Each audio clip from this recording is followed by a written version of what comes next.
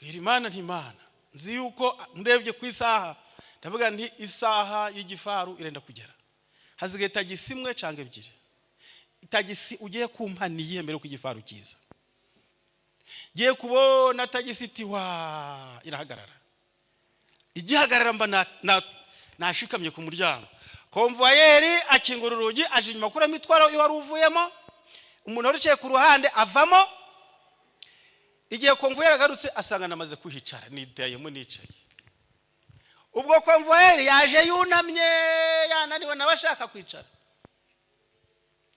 andebye ati mvira mu modoka ntabwo ndayivamo vamo ntabwo mvamo ndagusabye ngo vamo ndikukubwira ko ntaravamo tuvuganya amagambo akarishe noneho shoferi antera inkunga ati uwo mupasitoro ko yambaye karuvati ati uyu mupasitoro kuki ushaka kumukuramo shoferi ati jyamo tugende konvoyeri ahagarara harakwana ngaho yitware ndasigaye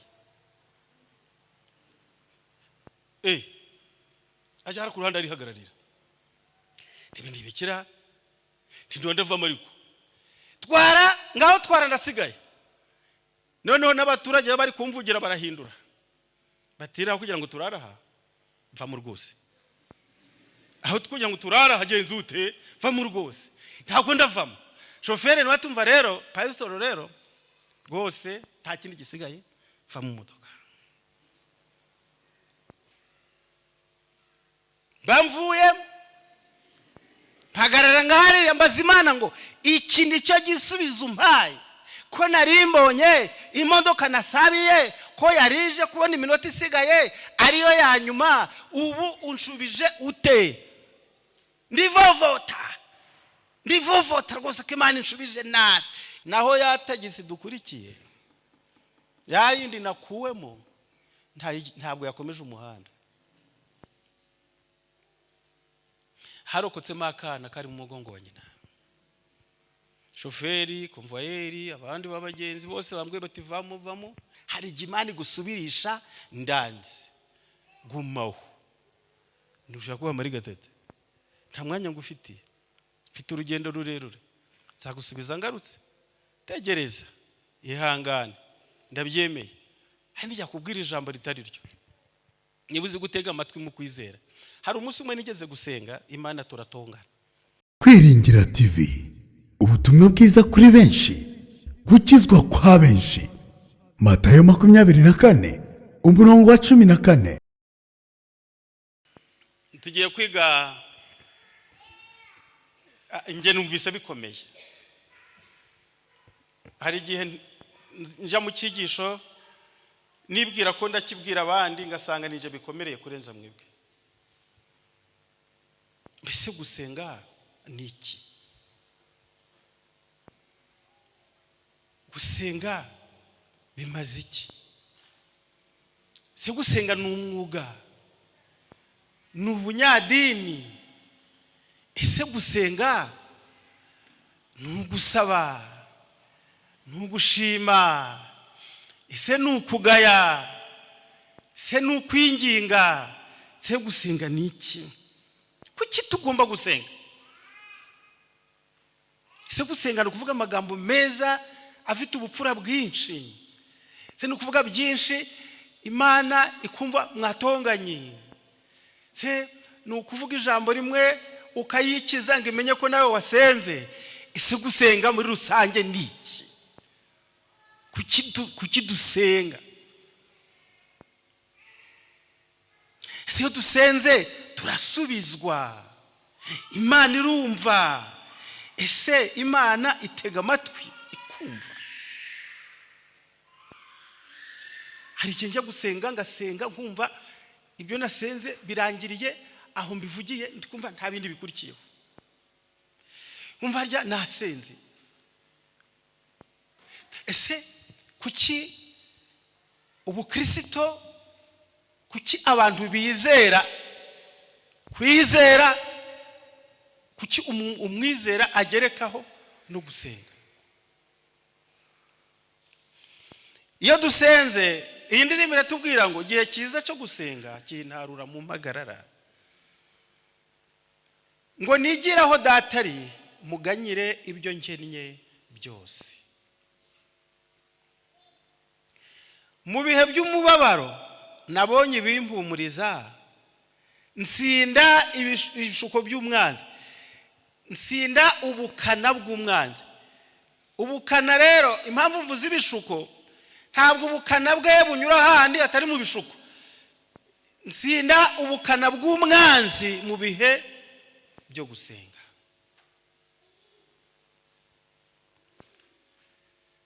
Ese amasengesho asubizwa mu buhe buryo? Hari igihe dusenga ukumva bisa naho Imana yicecekeye idashaka no kukumva.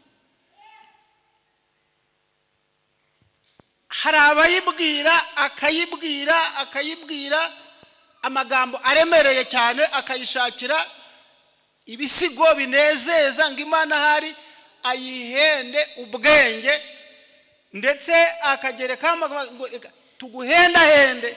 Imana reka nguhendahende, wa Mana we mbabarira unyumve.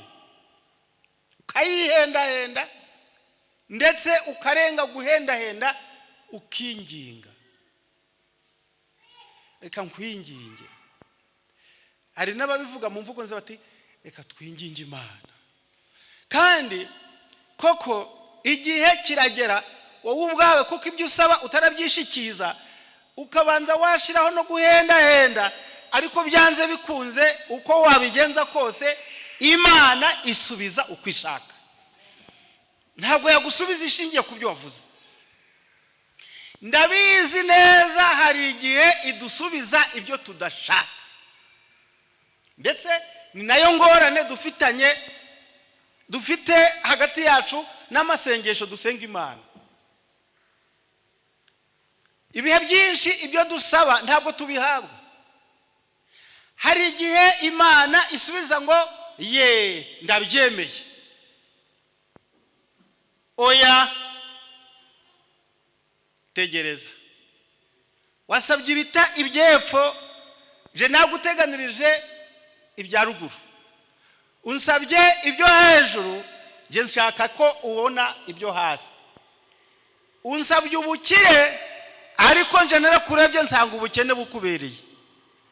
Ntabwo iryo sengesho turaza kuryumva, ariko ntabwo ibyo dusaba byose ntabwo Imana ibasha kubisubiza uko dushaka. Ndetse hari n'igihe tuyisaba ntivuge yego, ntivuge na oya, ahubwo ikicecekera. Mbese wabwirwa n'iki ko Imana yacecetse? Nabyo ugomba kubisaba ngo uhabwe ubusobanuro bw'impamvu ibyo wasabye habayeho guceceka kw'Imana. Gusenga ntabwo ari ubunyadini, si ubuhanga. Hari abazi gusenga isengesho rimwe. Hari umusaza twari dufite, yarasengaga buri gihe tukaba tuzi ko izo nteruro ariko arazivuga. Yaravugaga ati Uwiteka Imana ya Aburahamu na Isaka na Yakobo, Mana ya Daniyeli na Henoki na Eliya, uri Imana ikomeye, uri umugabo w'amahanga, uri rugango rugangaje mu ijuru. Ijuru ni intebe yawe, isi yacu ni intebe y'ibirenge byawe. None Mana uduhe ibyo tugusaba byose mu izina rya Yesu. Ubwo se n'ikindi gihe jewe nabaye umukatolika imyaka myinshi, twari dufite amasengesho yanditse dawe uri mu ijuru, tukayimanuka, ndakuramutsa Mariya, tukayimanuka, ntugire ikindi wongeraho. Hari ubwo twasabwaga kuvuga ndakuramutsa Mariya inshuro 150. Navuga nzakuramutsa Mariya inshuro 150 kubwo kunanirwa kukari birebire no kugenda mbara ngo ntahusha. Igihe ndagerera kuri 80, 135, 137, 146 byabaga byaremereye cyane kugeza igihe wumva icyo gihe kigukomereye. Mbese Imana igihe icecetse ubigenza ute? Reka twumve icyo Yesu yavuze. Nshuti zanjye, reka dusome icyo Yesu yatubwiye twebwe abanyamasengesho. Mbese gusenga kwacu kumeze gute? Abigishwa be umunsi umwe basanze batazi gusenga, basanze we ari gusenga, babirebye basanga ntibazi gusenga. Bageze aho baramubwira bati databuja twigishe gusenga. Nuko arababwira ati nimusenga muzavuge muti data wa twese uri mu ijuru. Ngaho nimukomeze twumve.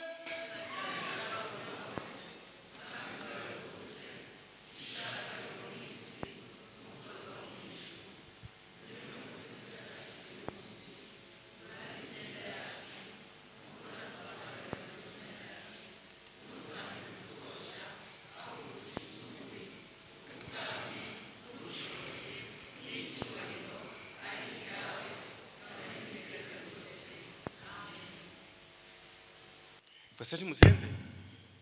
Imana ihimbazwe. Umva rero hano urugero yaduhaye rw'amasengesho. Mariko igice cya 7, Mariko igice cya 7 turasoma duhere ku murongo 24. Akiza umukobwa w'umugore w'umugirikikazi. Akiza umukobwa w'umugirikikazi. Uyu mugore yari afite umukobwa urwaye abadayimoni. Arahaguruka arahava aja mu gihugu cy'Itiro ni Sidoni. Yinjira mu nzu adashaka ko hagira ubimenya, ariko ntiyabasha kwihisha. Ninde?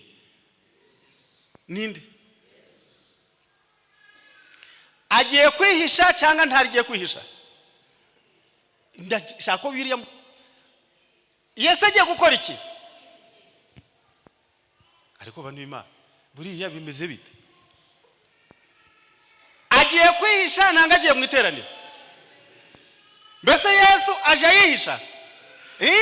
Tugiye kumureba. Hari igihe uje kumusenga agenza ate? Yihisha. Abantu Imana ntabwo bari kubyumva ndababonye.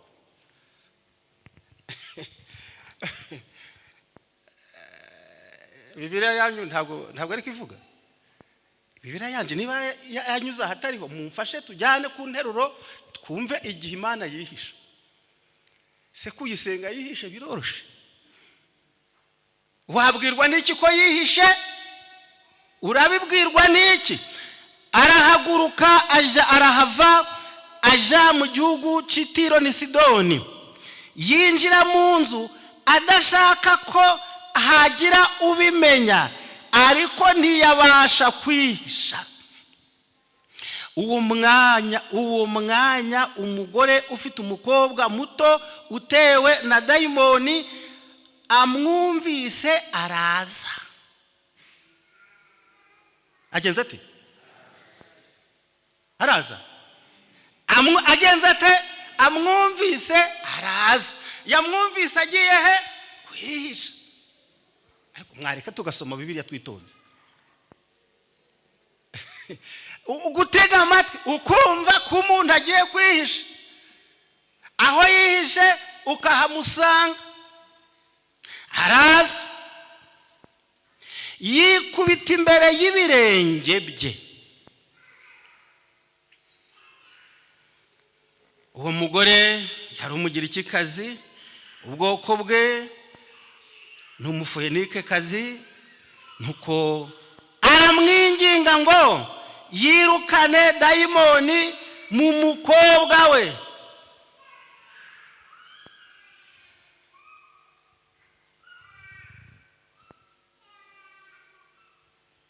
Aramusaba, aramusenga ngo yirukane dayimoni hehe? Mu mukobwa we. Aramubwira ati reka abana babanze bahage, reka abana babanze bahage. Niko byanditse? Ari kumusubiza ngo iki?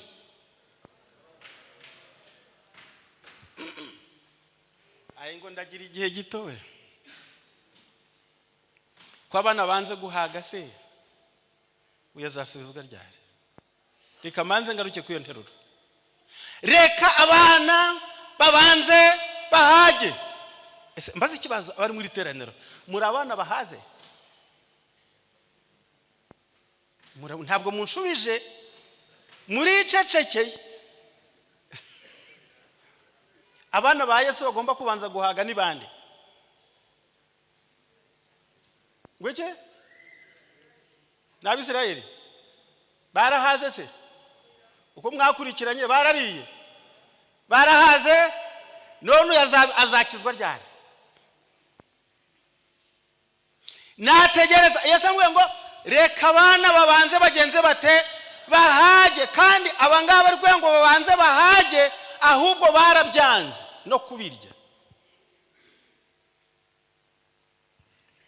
Hari igihe dusenga Imana ikadusubirisha amabanga yayo dusabwa kuvumbura kubwo kwizera.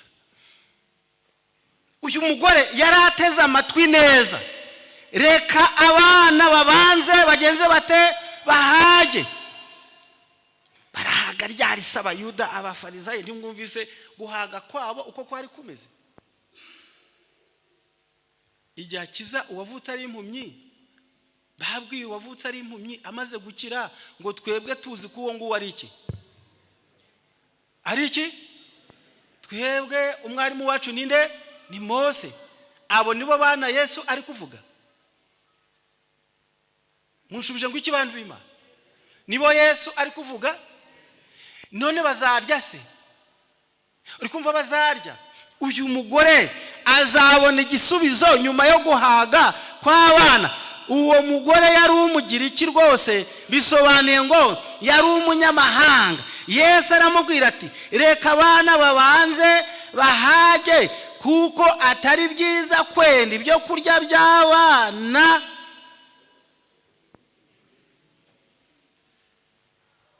Iyi mbwa kuko atari byiza kwenda ibyo kurya by'iki? By'abana. Bibiliya yawe ivuze ngo iki? Bijugunyira imbwa.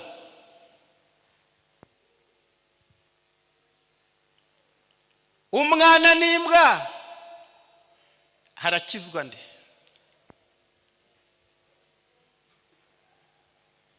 Uyu mwana n'iyi mbwa, ninde ufite amahirwe?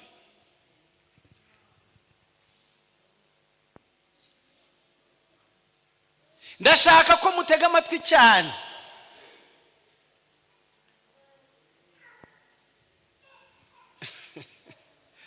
N'abantu Imana bari kunkosora nababonye. None se nababajije ikibazo, ubwo rero habonetse umwana n'iki?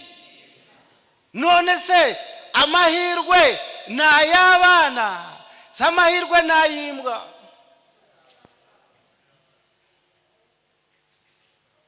Si byiza yuko mfata ibyo kurya ngo nageneye abana ngo mbihereze iki?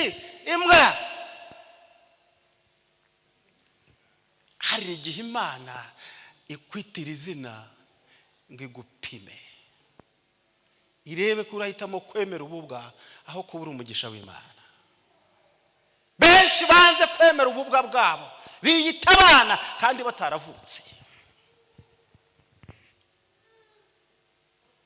benshi biyise abana kandi bataragenje bataravutse. Yesu aravuze ngo iyaba muri abana ba Aburahamu koko muhamukoze nk'uko yakoraga.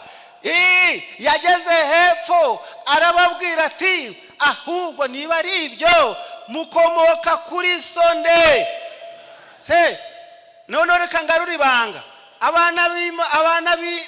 abana ba Satani n'abana b'imbwa ufite amahirwe ninde? Bantu b'Imana muri gukwepira izina rirakomeye. Rirakomeye, mbese ububwa buroroshe. Wakwita imbwa wategereza ibisubizo bye. Ndashaka ko mutega amatwi cyane mukumva iki cyerekezo. Mwebwe Mwuka Wera avuga ibyo ntavuze, nje ndi gutanga icyerekezo gusa. Abana ba Aburahamu nyakuri nuko Yesu aravuga ati arababwira nabo baramubwira bati none kuvuze ko tuzabaturwa twabaye imbata ryari ko twabaye abana ba Aburahamu, Aburahamu ari we data? Yesu arababwira ati rero ntabwo imbata iba mu rugo iteka, mwene nyirarwo niwe urugumamo iteka, ariko umwana n'ababatura muzaba mubatuwe.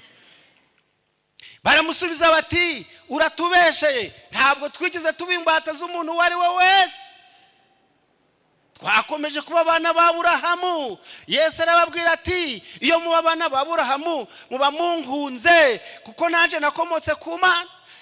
Abagwa bati natwe turi abana b'Imana. Yesu arababwira ati reka da, iyo muba abana b'Imana kiba turi kujyana, ahubwo igituma mutanyumva ijambo ryanje ritari muri mwe mukomoka kuri sonde.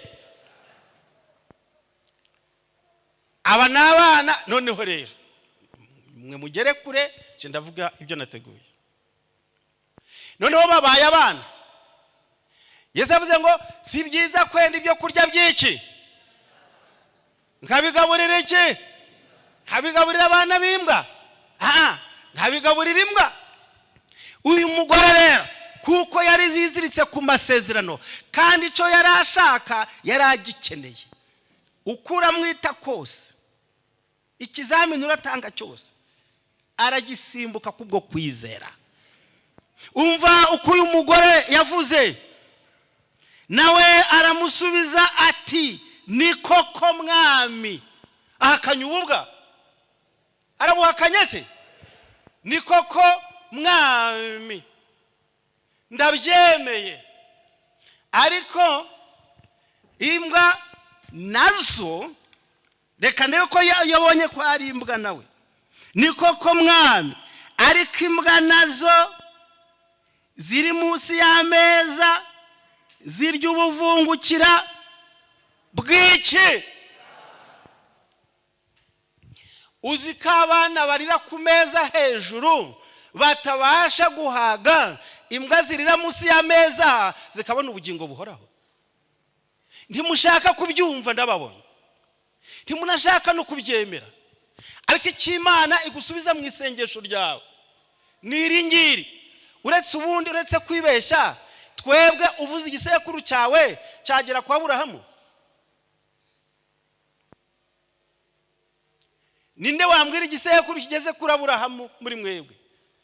Akakindondekera ati njyewe ndi mwene naka wa naka na naka na naka na naka na naka na te akaba ageze kwa Isaka. Ninde? Murihoreye no guhora nukuvuga. Yesu igeze kubaza abandi ikibazo nuko ngo bagenza bate uriko baricecekera. Ni koko mwana, ibyo tubwiye nibyo. Impamvu uyu mugore yahawe iki kizamini cyari igipimo cye cyo kwizera. Yesu amubwira amagambo aremereye cyane ngo arebe ko uyu mugore akomeye ku cy'Imana imugenera. Hari Imana gusubirisha ndanzi gumaho. Ndushaka kuba muri gatete, nta mwanya ngufitiye, mfite urugendo rurerure, nzagusubiza ngarutse. Tegereza, ihangane, ndabyemeye. Hari njya kubwira ijambo ritari ryo. Nibuze gutega amatwi mu kwizera. Hari umunsi umwe nigeze gusenga Imana turatongana. nagiye kubwiriza mu gihe cyari igihe cy'umutekano muke icya 1998 hari iwacu byari ibibazo birebire cyane. Jya kubwiriza mu ntara yitwa Karisimbi, nuko ndazamuka hejuru hagana kwishamba, hari iteraniro ry'abantu maze kwigisha biraryoha icyo gihe kwari guhumuriza no gukomeza biraryoha. Isaha yo gutaha irandenga. Icyo gihe kwera umutekano muke, imodoka zazaga zibaze z'amataxi, tagisi ya nyuma yazaga iherekejwe n'igifaru. Iyi tagisi nta tagisi yakurikiraga igifaru, cyazaga kiri kurinda umutekano, kiri kureba umutekano mu muhanda, imodoka ya nyuma. Nzandi kwiruka mvuye iyo ngeze ahitwa kuyikora, aho ndategerereza tagisi. Bwira Imana nti Imana, nzi yuko ndebye ku isaha, ndavuga nti isaha y'igifaru irenda kugera. Hazigaye tagisi imwe cyangwa ebyiri. Tagisi ugiye kumpaniye mbere ko igifaru kiza. Giye kubona tagisi iti wa irahagarara. Igihagarara mba nashikamye ku muryango. Konvoyeri akingura urugi aje inyuma kuri mitwaro iwari uvuyemo. Umuntu waricaye ku ruhande avamo. Igihe konvoyeri agarutse asanga namaze kuhicara, nitayemo nicaye. Ubwo konvoyeri yaje yunamye yananiwe nabashaka kwicara. Andebye ati mvira mu modoka. Ntabwo ndayivamo. Vamo, ntabwo mvamo. Ndagusabye ngo vamo. Ndikukubwira ko ntaravamo. Tuvuganya amagambo akarishe. Noneho shoferi antera inkunga ati uwo mupasitoro ko yambaye karuvati ati uyu mupasitoro kuki ushaka kumukuramo. Shoferi ati jyamo tugende konvoyeri ahagarara hara kwana ngaho yitware ndasigaye. Aje hari ku ruhande ari hagararira. Ndibindi bikira ndonda vamo ariko twara ngaho twara ndasigaye. Noneho n'abaturage bari kumvugira barahindura batira kugira ngo turaraha vamo rwose. Aho kugira ngo turara hagenze ute vamo rwose.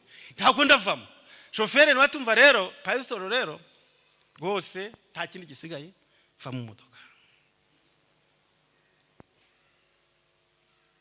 Bamvuye mpagarara ngahari yambaza Imana ngo iki nicyo gisubizo umpaye ko narimbonye imodoka nasabiye ko yarije kubona iminota isigaye ariyo ya nyuma, ubu unshubije ute?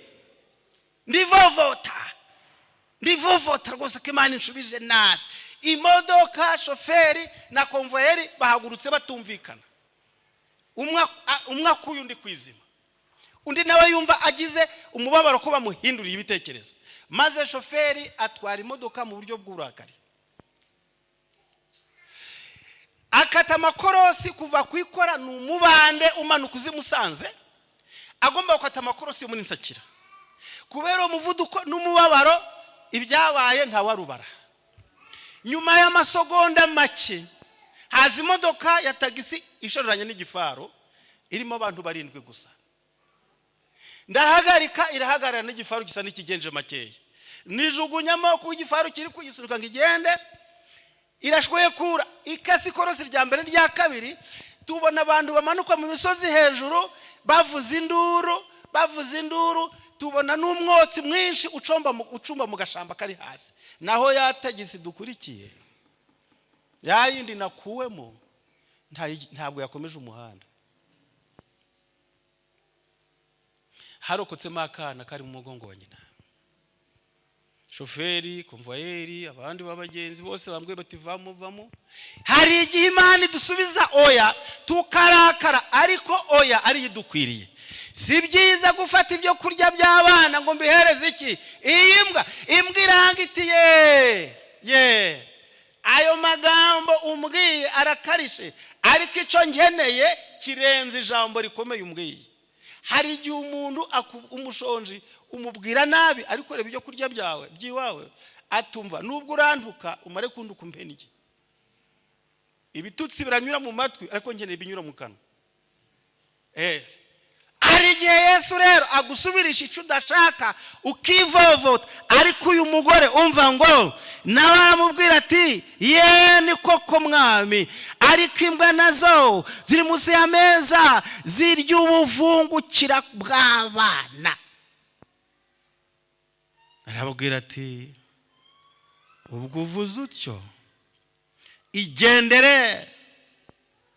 genza ute? igendere, dayimoni avuye mu mukobwa wawe. mbabazi cyose igisubizo duhabwa tucyakira dute? ubwirwa n'iki ko washubijwe? kwizera ni ukumenya rwose ibyiringirwa udashidikanya ko bitazaba. kwizera niko kuduhamiriza ko ibyo tutareba ari iby'ukuri. ibyo tutareba, twebwe turashaka Imana isubirisha ibyo tureba. ushobora gusaba ibirayi, Imana ikaguha amazi. uti ko nasabye ibirayi umpaye amazi ute? wasaba amazi ikaguha ibirayi? ko nshaka amazi ukampa ibirayi. urasaba kujya hejuru ikagushira hasi, wasaba hasi igashira hejuru. mbese uyu mugore ntimwumva kwizera? ntimwumva uburemere bwo kwizera? asubira mu nzu ye asanga wa mwana aryamye ku buriri, dayimoni yagenje ite? yavuyemo. ariko igisubizo cye cyavuye mu bintu byoroshye. yamwise izina riremereye, ariko we arashikama. reka dusome Luka 18 twerekere ku musozo.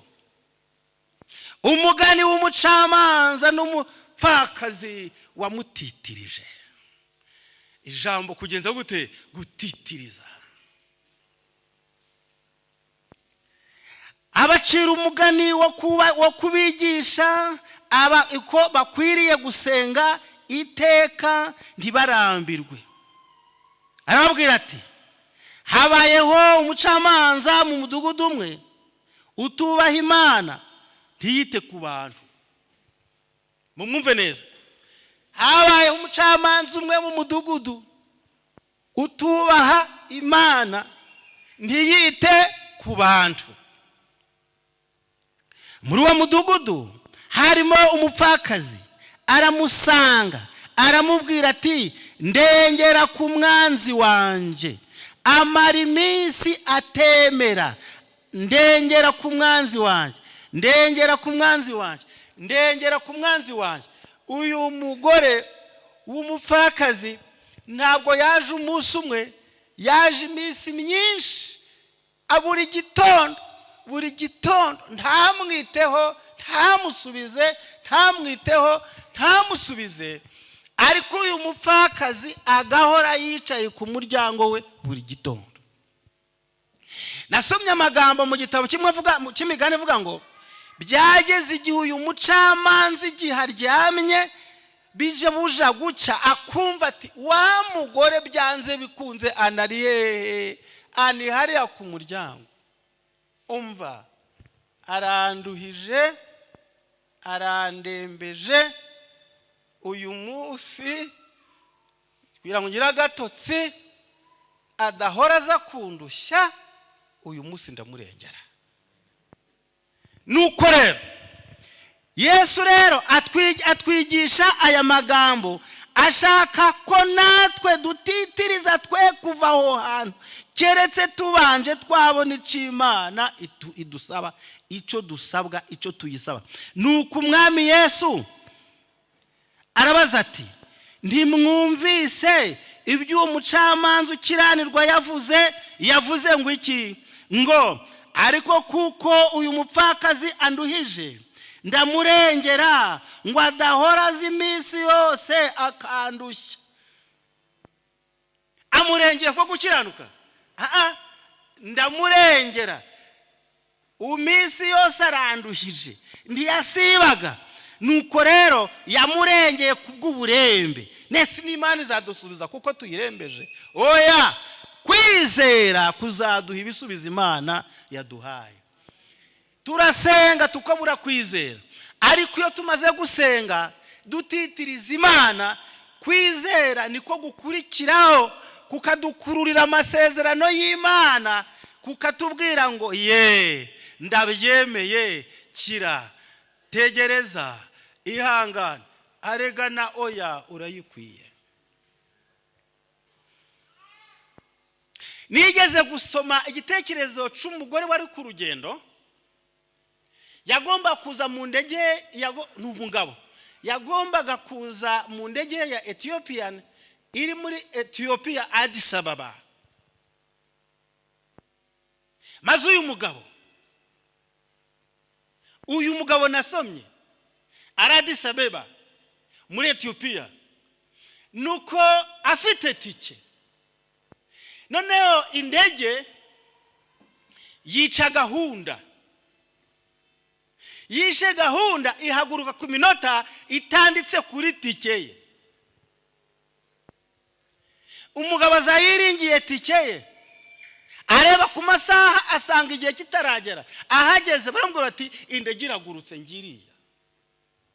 Arivovota, arababara, aje mu bashinzwe iby'ingendo z'indege abatonganya, akerekana isaha, akerekana n'igihe, nuko ari umunyakuri.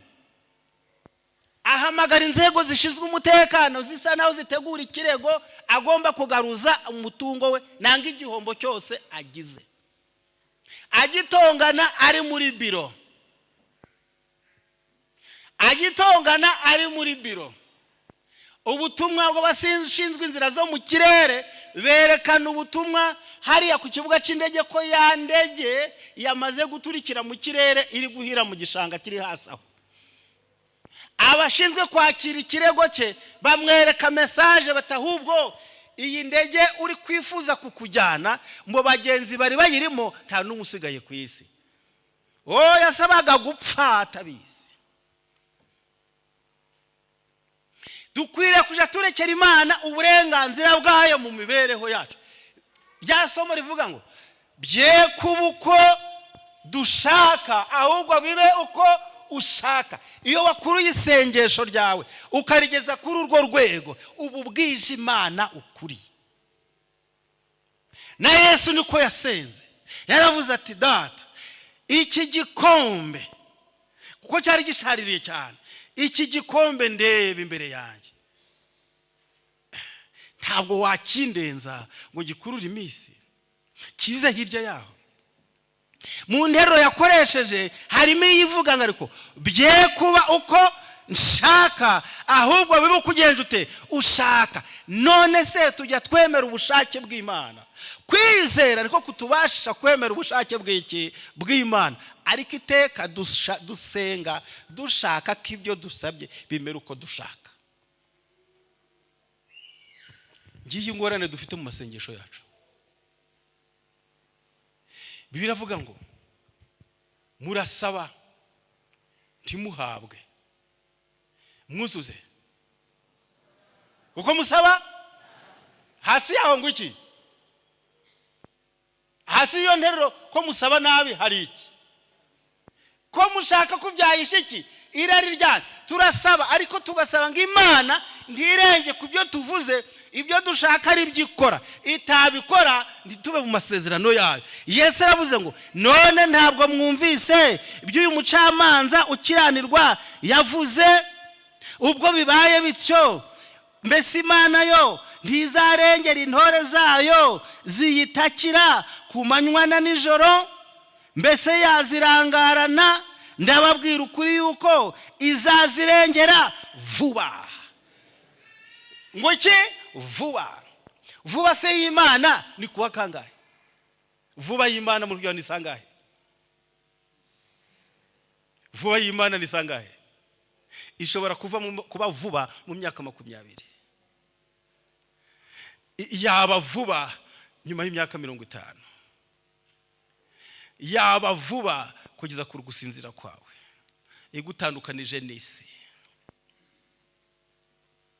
izazirengera. Hepfo muzasanga iyi nteruro ivuga ngo ariko se umwana w'umuntu naza, mbese azasanga kwizera kukiri mu isi?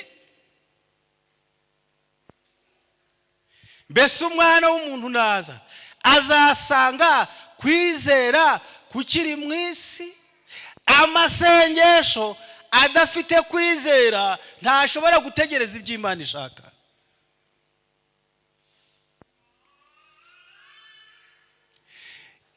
Mperutse kubwira abantu b'Imana ndi aya masengesho turiho dusenga amwe arayobye.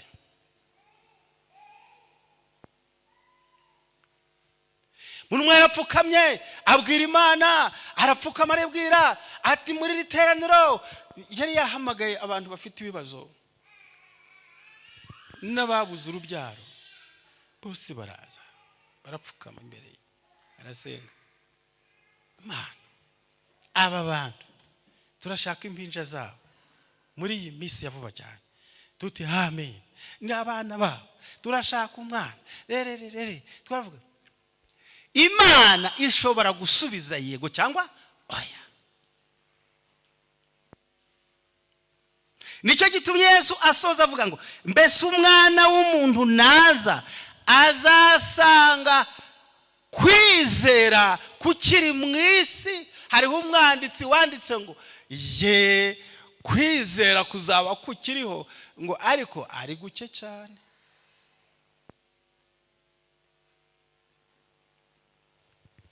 Kwizera niko kuduhuza n'amasezerano y'Imana. Kwizera niko kuduhuza n'ibyo Imana ishaka muri twebwe. Kwizera niko gutuma tubona Imana hafi yacu. Kwizera niko gutuma gutegereza kwacu dushobora kwihangana. Udafite kwizera ntashobora gutegereza yihanganye. Byasomo twize ngo ariko uje ukiranuka ugeze kugupfa, nanje nzaguha ikamba ry'iki? Igihe Imana isubirishije urupfu, amasengesho yose twasenze iyo asubirishijwe urupfu, niho rya jambo riri mu Byahishuwe riba risohoye ngo mu Byahishuwe 14 hari ijambo rikomeye cyane njya nkunda cyewe, ndarikunda cyane. Ibyahishuwe igice cya 14 ndi gukiye ku murongo wa 13. Nibyo ngwiki munshubije ngwiki, numva ijwi rivugiye mu ijuru rimbwira riti andika uti uhereye none hahirwa abapfa bapfira mu mwami wacu. Umwuka nawe arahamya ati ye ngwikira ye. Impamvu iri somo ryahamijwe n'ubutatu butagatifu, ubutatu bwera. Numva ijwi rivugira mu ijuru rimbwira riti andika uti uhereye none hahirwa abapfa bapfire hehe? Muri Kristo, bapfire mu mwami. Nuko mwuka arahamya ngo ye, ngo baruhuke iki? Imihati yabo, kuko imirimo yabo irabakurikiye ijyanye nabo. Niko gusubiza kwisengesho ry'abizera kwa nyuma. Ibitari ibyo rwose dushaka ko dusubirishwa amakoti, amashati, amafaranga, imirima, ibibanza n'ibindi byacu dushaka kwayisha irari ryacu, ntabwo Imana izita ku byo twifuza, izita ku byo dukeneye. Imana yacu ubwo rero izita ku byo dukeneye mu gusenga kwacu, tuje twiringira ngo Mana, noneho rero tumaze kuvuga ibyo twifuza mu bwenge bwacu, ariko ubwenge bwawe ni burebure, turobanurire ubidukwiriye, ubidehere mu izina rya Yesu. Reka muri uyu mugoroba ariko biba ku bwa Yesu umukiza wacu. Bangahe basaba Imana ngo Mana, ibyo twifuza bijyane n'ubushake bwawe ku bwa Yesu umukiza wacu. Uwiteka nadukorera ibyo twifuza ku bwa Yesu umukiza wacu. Kwiringira TV, ubutumwa bwiza kuri benshi, gukizwa kwa benshi. Matayo 24 umurongo wa 14.